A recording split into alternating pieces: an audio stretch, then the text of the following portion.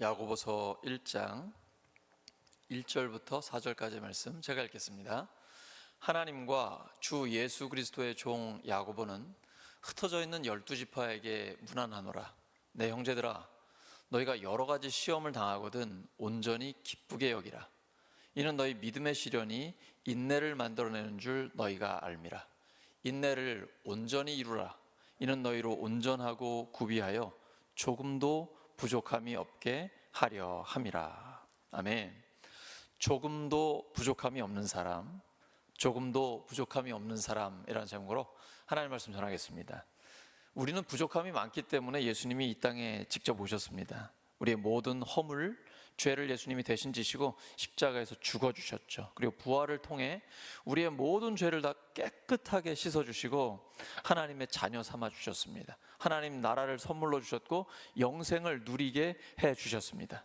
우리의 공로는 아무것도 없습니다. 하지만 그렇게 우리를 구원하신 데는 목적이 있습니다.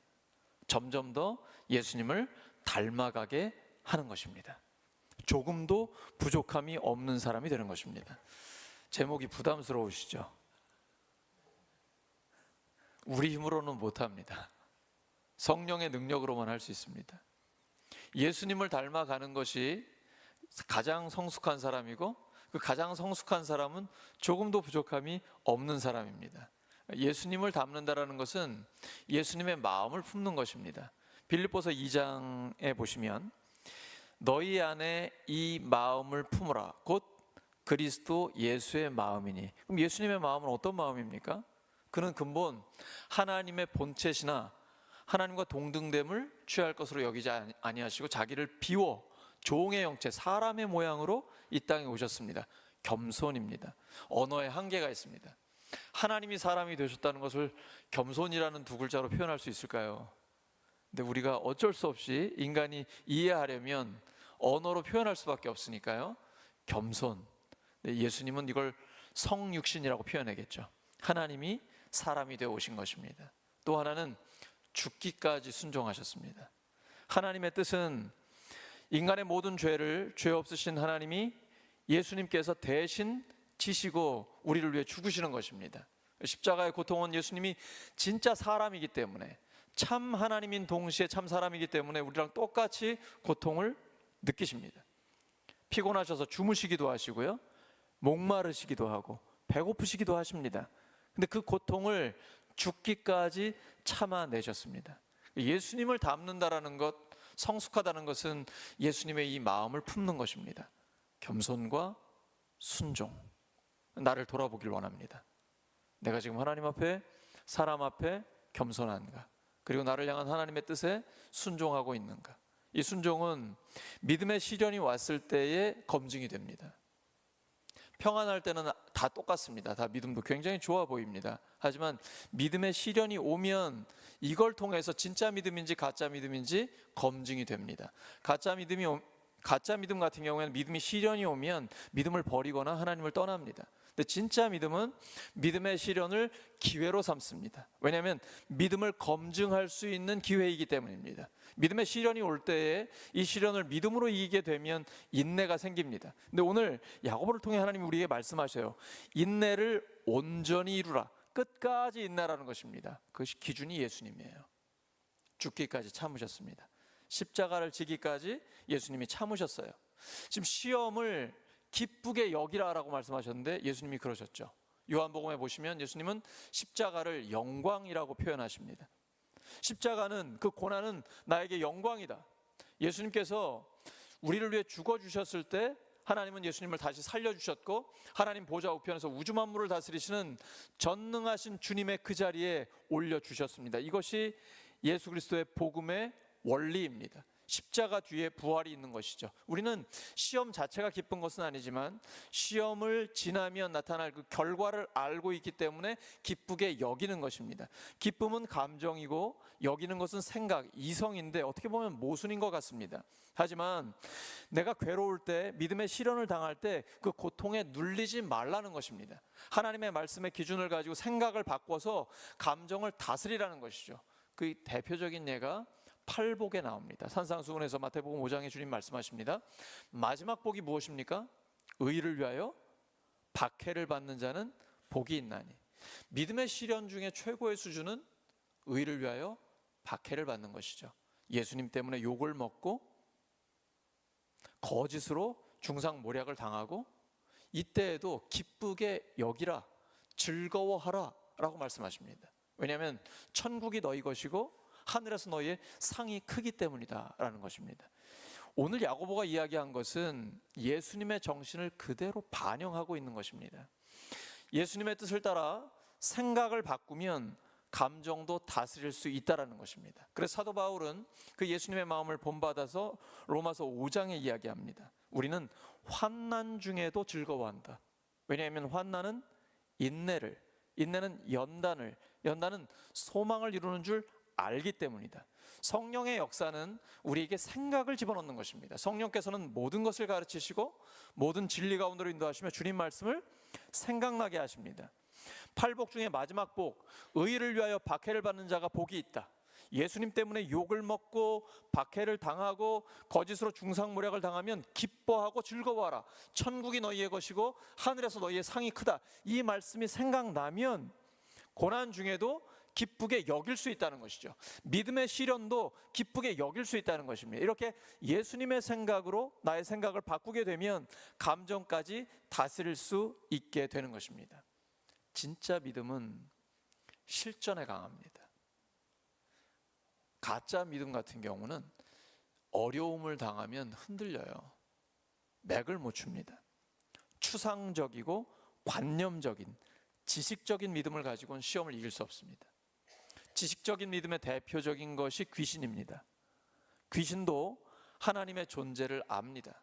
우리가 전도를 하다 보면 사람들 중에 나도 알아요. 신이 있다는 건 알아요. 그거 가지고는 시험을 이길 수 없어요. 구원받을 수도 없어요. 지식적인 믿음은 아무 힘이 없습니다. 경험적인 믿음을 가지셔야 돼요. 체험적인 신앙을 가지셔야 돼요. 특별히 이 체험은 평탄할 때는 못해요. 어려울 때에 하나님을 깊이 경험하게 되면 그 믿음이 진짜 강력한 믿음이 되는 것입니다. 우리는 신앙의 전투력을 길러야 합니다. 신앙은 실제입니다.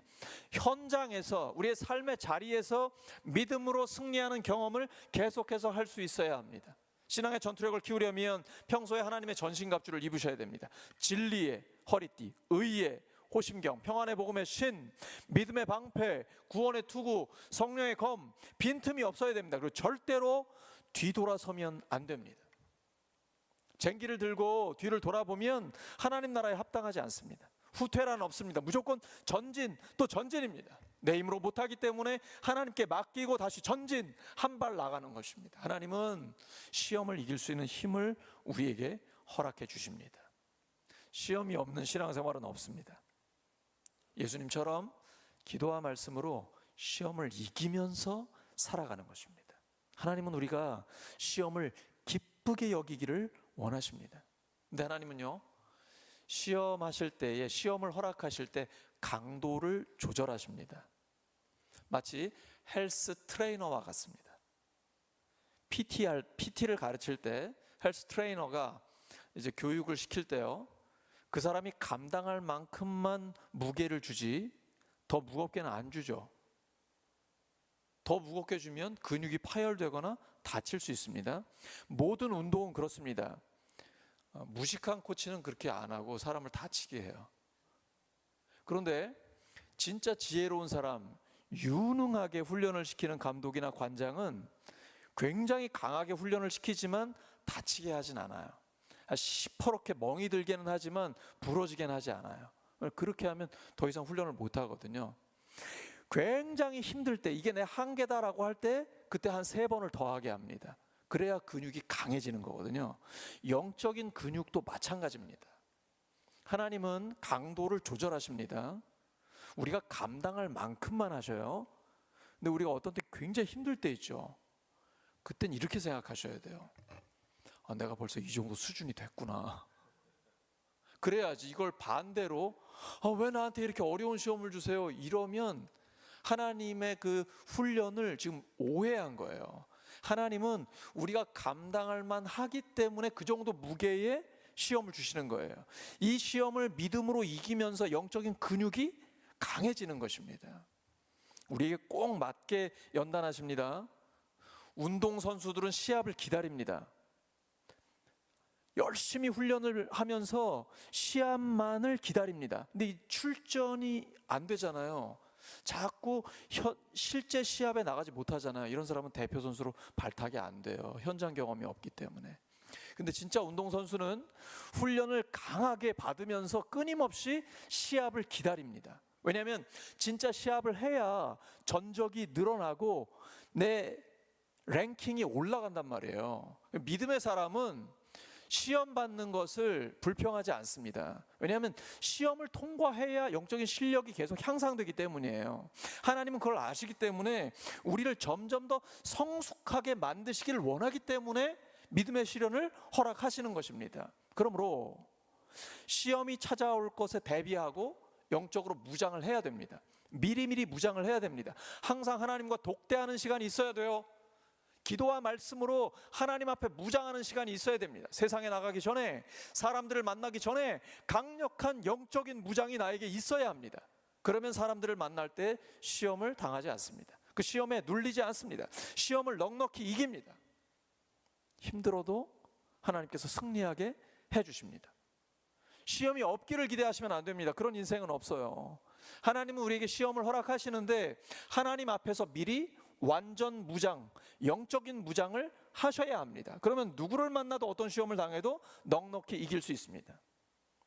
이 원리를 모르는 일반적인 사람들은 기뻐할 수 있는 상황에 놓였을 때 기뻐합니다. 왜냐하면 그 사람의 중심에 상황이 있기 때문이에요. 그리스도인은 그 중심에 상황이 있지 않습니다. 중심에 상황이 있으면 상황이 바뀔 때마다 내 감정도 바뀝니다. 그리스도인의 중심에는 하나님이 계십니다.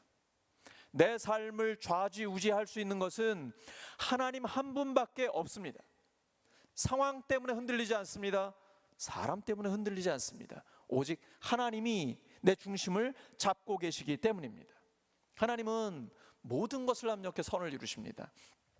이 하나님의 성품에 믿음의 기초를 둬야 됩니다. 뭘 믿는 겁니까?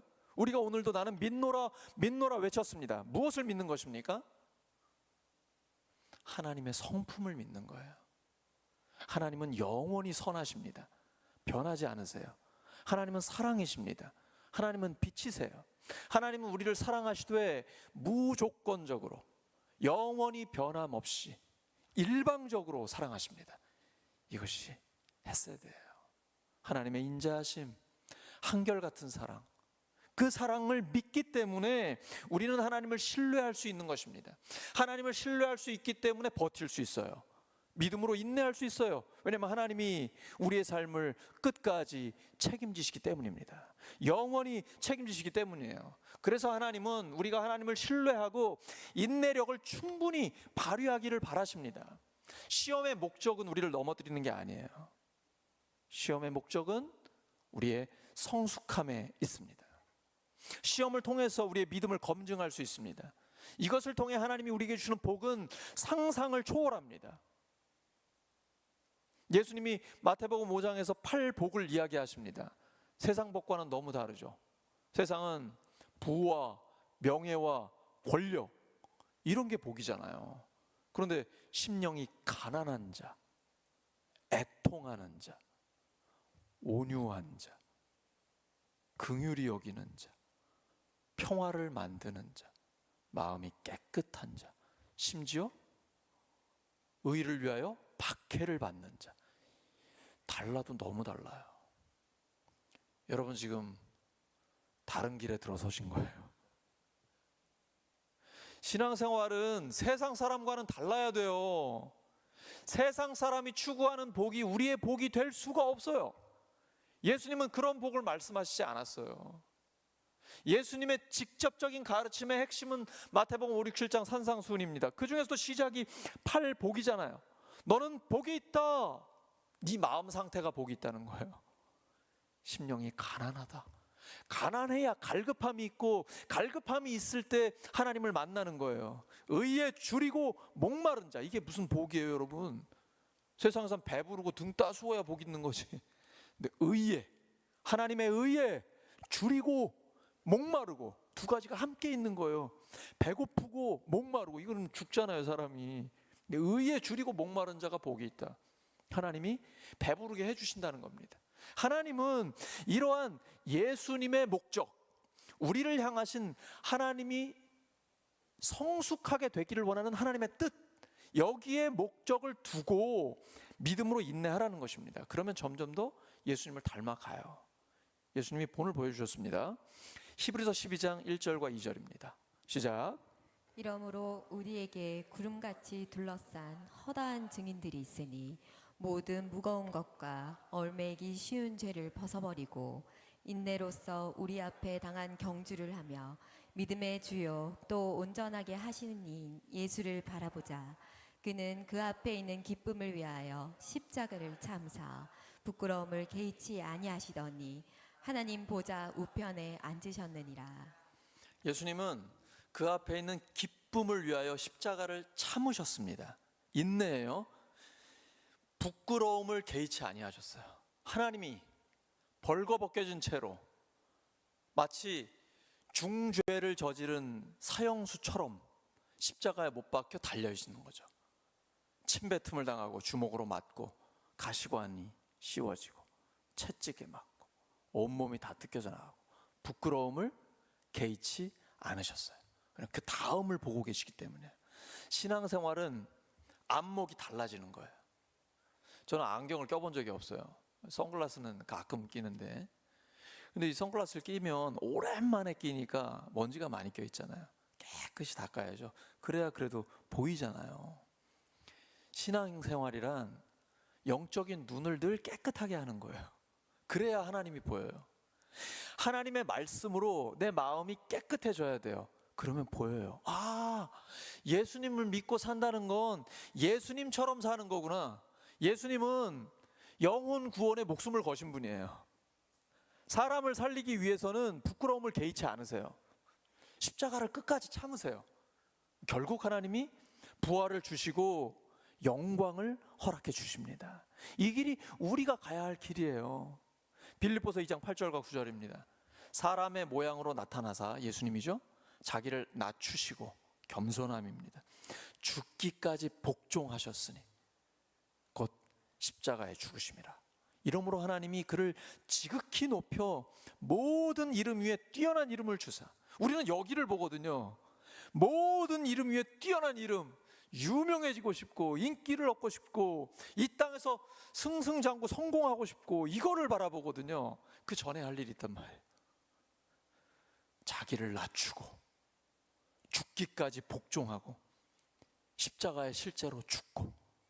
이 예수님을 만났으니까 바울이 외치는 거예요. 나는 날마다 죽노라. 우리 믿음 좋을 때, 처음 예수님 만났을 때 주님과 함께 죽었잖아요. 근데 날마다 다시 살아나잖아요. 매일 새벽에 죽었다가 점심 먹으면 또 살아나잖아요. 그래서 바울처럼 나는 날마다 죽노라 외치면서 실제로 죽어야 돼요. 내가 죽어야만 살아나는 역사가 나타납니다. 이것이 복음이에요. 고린도전서 2장 9절입니다. 기록된 바 하나님이 자기를 사랑하는 자들을 위하여 예비하신 모든 것은 눈으로 보지 못하고 귀로 듣지 못하고 사람의 마음으로 생각하지도 못하였다 함과 같으니라. 예수님을 닮아가면, 이 십자가의 원리에 순종하면 우리가 상상하지도 못한 하나님의 역사가 나타나게 되는 거예요. 놀라운 치유와 회복이 일어나요. 영혼 구원이 나타납니다. 하나님만 하실 수 있는 일들이 실제로 우리의 삶에 이루어지게 되는 것입니다. 룻은 믿음의 시련 가운데 있었는데 끝까지 인내했습니다. 룻, 시어머니 나오미, 나중에 남편이 되는 보아스, 이 사람들은 다 긍휼히 여기는 마음이 있었어요.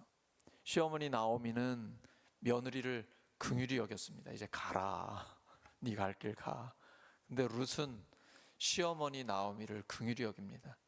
가도 되는데 안 가고 끝까지 시어머니와 함께 갑니다. 왜 여자분들은 시금치도 잘 안 드신다면서요? 이 시자 들어가면 굉장히 부담스러운 거잖아요. 근데 시어머니를 불쌍히 여기니까 시어머니를 살리기 위해서 믿음의 시련을 무릅쓰고 끝까지 인내해요. 보아스를 만나게 됩니다. 보아스는 나오미와 룻 둘 다 긍휼히 여깁니다. 그리고 하나님께서는 이 모든 사람들을 다 긍휼히 여기십니다. 그래서 모든 걸 합력해 선을 이루어 주세요.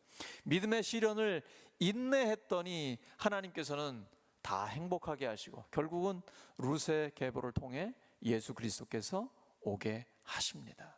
하나님은 우리가 인내력을 충분히 발휘하기를 원하세요. 끝까지 인내해서 완전히 이 믿음의 시련을 통과하기를 원하십니다.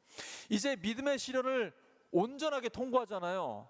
그러면 이제 더 이상 시험에 들 일이 없어지게 됩니다. 믿음의 경지에 이르게 된 거예요.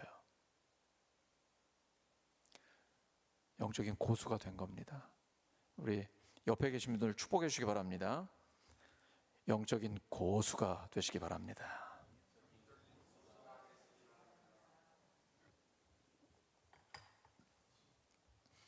고수 중에 고수가 사도 바울이죠. 바울은 이렇게 표현하고 있습니다. 고린도후서 4장 8절에서 10절입니다.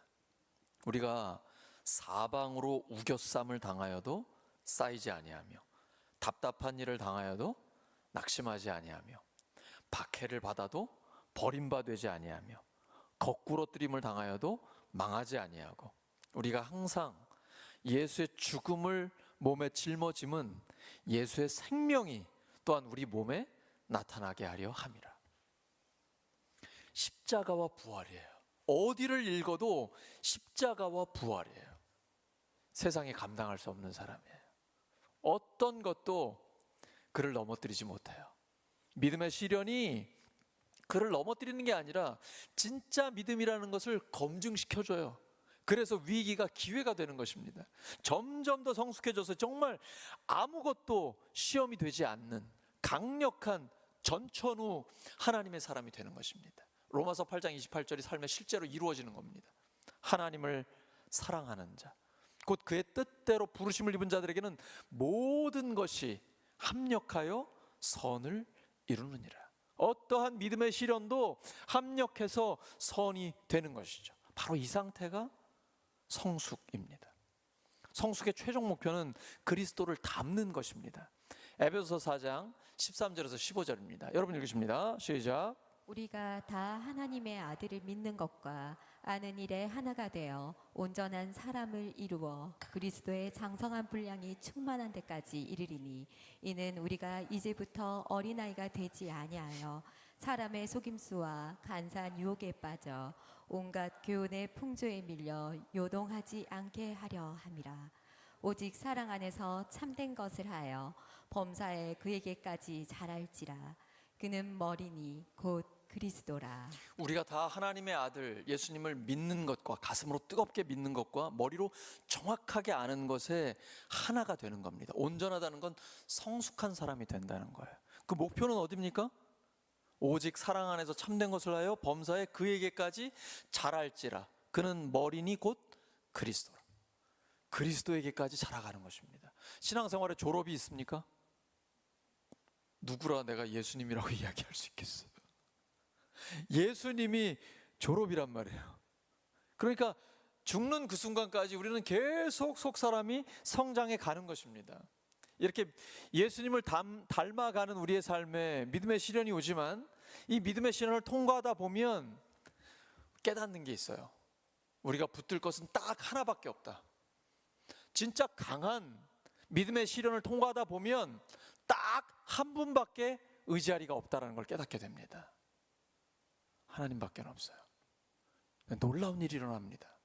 하나님이 역사하시면 전환점이 옵니다. 아무리 생각해도 아무리 돌아봐도 하나님의 은혜라고 밖에는 말할 수 없는 바로 그 순간이 와요. 드라마틱한 전환점이 옵니다. 하나님의 역사예요. 이 하나님을 경험하시기 바랍니다. 성령을 체험하시기 바랍니다. 지식적인 알미 아니라 내 가슴으로 내려오고 손발로 순종하면서 성령을 체험하는 신앙이 되시기를 예수 그리스도 이름으로 축복합니다. 하나님은 우리를 그리스도의 수준까지 끌어올리려고 계획하시고 이끌어 가십니다. 하나님은 우리를 완벽하게 알고 계세요. 그래서 우리에게 딱 맞는 사람들을 붙여주세요. 우리가 뭐가 약한지 아십니다. 그래서 그 약함을 자꾸 자극하는 사람들을 붙이세요. 그러면 이게 기도하면서 하나님의 말씀을 묵상하면서 그 약함을 이길 수 있도록 영적인 근육이 생기는 거예요. 또 우리가 뭘 강화해야 되는지 하나님은 너무나 잘 알고 계셔요. 그래서 어떤 환경과 상황을 허락하십니다. 점점 더 그것을 극복해 나가게 해주시는 것입니다. 성숙한 사람은 예수님을 닮은 사람입니다. 예수님의 마음을 품은 사람이에요. 예수님 이렇게 사셨고 우리에게 살라고 말씀하십니다. 가장 복 있는 사람, 복 중의 복, 최고의 복은 이 복이다 라고 말씀하셨어요. 기대하십시오. 마태복음 5장 10절에서 12절입니다. 시작. 의를 위하여 박해를 받는 자는 복이 있나니 천국이 그들의 것이며 나로 말미암아 너희를 욕하고 박해하고 거짓으로 너희를 거슬러 모든 악한 말을 할 때에는 너희에게 복이 있나니 기뻐하고 즐거워하라. 하늘에서 너희의 상이 큼이라. 너희 전에 있던 선지자들도 이같이 박해하였느니라. 의를 위하여 박해를 받는 자가 복이 있다. 이 말씀을 알고 사도들이 성령의 충만함을 받았습니다. 그 다음 유대 지도자들에게 실제로 박해를 받습니다. 채찍에 맞아요. 이제 예수의 이름으로 말하지 마라 그랬더니 사도들이요 꿈쩍도 안 합니다. 내가 지금 하나님께 순종하는 것과 너희 사람들에게 순종하는 것 중에 어느 걸 해야 되는 것이 옳으냐? 사람이 아니라 하나님께 순종하는 것이 마땅하다. 그리고 그들은 기뻐했습니다. 예수님 때문에 핍박받는 자로 여겨진 것이 기뻤던 것입니다. 누가 감당할 수 있어요? 사도행전 5장 41절이에요. 사도들은 그 이름, 예수의 이름을 위하여 능욕받는 일에 합당한 자로 여기심을 기뻐하면서 공회 앞을 떠나게 됩니다. 그리스도인의 삶은 평범하지 않습니다. 세상 사람들과는 달라요. 세상 사람들이 추구하는 것과는 전혀 다른 복입니다. 박해받는 복, 아주 특별한 복입니다. 복 중에 가장 큰 복입니다. 조금도 부족함이 없는 사람은 바로 팔복의 사람입니다. 사랑하는 우리 울산교회 성도 여러분, 하나님은 우리가 시험을 기쁘게 여기기를 바라십니다. 하나님은 우리가 인내력을 충분히 발휘하기를 원하십니다. 하나님은 우리가 성숙해지기를 바라십니다. 믿음으로 시련을 통과해서 조금도 부족함이 없는 하나님의 사람이 되시기를 예수 그리스도의 이름으로 축원합니다. 하나님 아버지 감사합니다. 주님을 점점 더 닮아가는 저희들 되게 하여 주시옵소서. 이 시간 합심하여 기도합니다. 말씀 붙들고 기도하시고요, 성찬 예식을 위해서 하나님 앞에 간절히 기도하겠습니다. 하나님 아버지, 성찬 예식을 통해서 예수님의 십자가와 부활의 복음이 다시 가슴에 새겨지게 하시고 점점 더 예수님을 닮아가는 십자가의 정신으로 살아가는 저희들 되기를 원하오니 성령께서 감동하여 주시고 격려하여 주시고 인도해 주시옵소서.